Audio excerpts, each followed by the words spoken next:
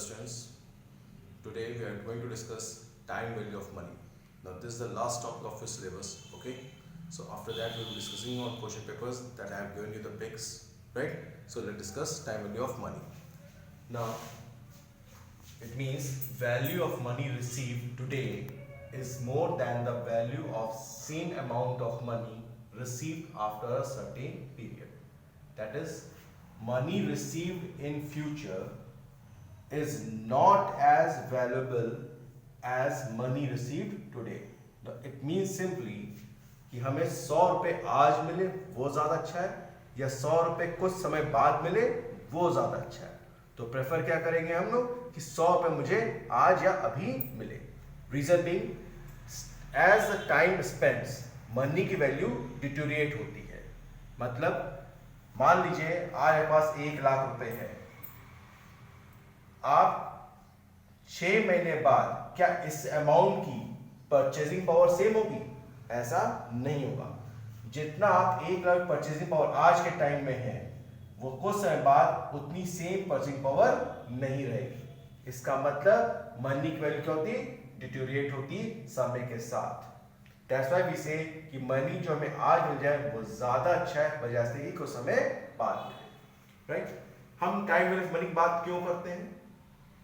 Reason being future is uncertain and risk is involved. ठीक? So it is better to receive money in today only. दूसरी चीज, present needs आपकी ज्यादा जरूरी है in comparison to the future needs. And third is money has time value, that is opportunity to invest money. अगर कुछ interest आपने पैसा इन्वेस्ट किया उस पर कुछ इंटरेस्ट आपको मिल रहा है तो इससे क्या होगा? आपकी फ्यूचर अर्निंग्स एनहांस होंगी. अब यहाँ पे समझने वाली बात है कि जो हमें इंटरेस्ट ऐड करके जो पैसा रिसीव हो रहा है क्या उसकी परचेजिंग पावर क्या उस समय के पैसे हिसाब से है? फॉर एग्जाम्पल हमने 1 लाख रुपीज इन्वेस्ट किया से 10% रेट ऑफ इंटरेस्ट पे, राइट? और 1 साल बाद हमको कितना मिलेगा? 1,10,000 रुपये मिलेगा, राइट? अब ये देखना हमें कि जो 1,10,000 रुपये है क्या जिस समय हमें ये पैसा रिसीव हुआ है क्या इसकी परचेजिंग पावर 1,10,000 के हिसाब से है? अगर परचेजिंग पावर 1,10,000 की नहीं आ रही इसका मतलब जो 10,000 रुपये का इंटरेस्ट और हमें प्रॉफिट दिख रहा है उतना हमको प्रॉफिट नहीं हुआ है. रीजन क्या होगा कि जिस समय आपको पैसा मिलेगा उस समय कुछ अमाउंट से डिस्काउंटिंग फैक्टर भी लगेगा. फॉर एग्जांपल से 5% डिस्काउंटिंग फैक्टर का लगा या 10% लगा तो इसकी वैल्यू आप कैलकुलेट करेंगे तो 1,10,000 की वैल्यू आपको 1,10,000 वैल्यू मुश्किल से आएगी. मान लीजिए 1,09,000 समथिंग आया तो नॉर्मल पर्सन के लिए क्या होगा? 10,000 फायदा होगा. लेकिन जब हम time value of money calculate करेंगे तो पता चला वैल्यू हमारी सिर्फ इतनी निकली. ठीक है, यानी कि हमें जो प्रॉफिट 10,000 का दिख रहा है वो एक्चुअली प्रॉफिट था सिर्फ 9,000 का. Right? This I am taking as a just hypothetical figure. Okay, 5% पे वैल्यू क्या हम लोग टेबल से उसको कैलकुलेट करेंगे. Getting it? तो रीजन में 1 लाख रुपए हमने इन्वेस्ट किया 10% ऑफ इंटरेस्ट पे 1 साल बाद हमको मेरा 1,10,000. तो हमें ये चेक करना जरूरी है क्या 1,10,000 की वैल्यू उसकी रियल वैल्यू क्या है जिसको हम बोलते हैं present value. Right? PV value. Right? अब यहां पे 2 टेक्निक्स आती हैं. पहला आती है कंपाउंडिंग और दूसरी आती है discounting technique. The compounding technique means कि हमारा पैसा कैसे बढ़ता है. या ध्यान रखना ये कि क्या हम रेट ऑफ इंटरेस्ट हमें इतना मिलेगा कि अगर आने से जो पैसा मिले तो उसकी परचेजिंग पावर पे इफेक्ट ना हो. How we calculate? We calculate Vn equals to V0 into 1 plus I to the power n. Clear? Vn is your future value. हमें कितना पैसा मिलेगा.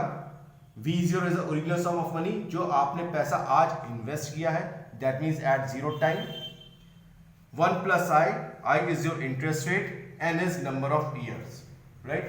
अब अगर हमें कहा जाए 1 लाख रुपए हमने इन्वेस्ट किया 10% ऑफ इंटरेस्ट पे 2 साल के लिए तो आपने क्या किया? मान लीजिए 100 रुपए इंटरेस्ट आपने इन्वेस्ट किया. 100 रुपए इन्वेस्ट किया 1 plus I मान लीजिए 10% ऑफ इंटरेस्ट पे तो इट विल बी 0.10. राइट? और से फॉर 1 ईयर, तो आप कैलकुलेट कर सकते हैं 2 years 3 years कैलकुलेट कर सकते हैं। लेकिन अगर यहीं पे n जो है आपका 25 हो जाए तब क्या होगा, तब हम कैलकुलेट नहीं कर पाएंगे, कहेंगे। तो उसके लिए क्या करेंगे, हम यूज करते हैं कंपाउंड फैक्टर टेबल। तो आप कुछ वैल्यूज को निकाल सकते हैं इस तरह सॉल्व करके कि आपने 100 रुपए आज के इन्वेस्ट किए 10% रेट ऑफ इंटरेस्ट पे, 1 साल बाद 2 साल बाद 3 साल कितना मिलेगा हम इस फॉर्मूले से निकाल सकते हैं। लेकिन अगर कहा जाए कि 25 साल बाद कितना पैसा मिलेगा तो ये क्या होगा, कैलकुलेशन काफी टीडियस हो जाएगी। तो हम उसके लिए क्या करेंगे, we use compound factor table.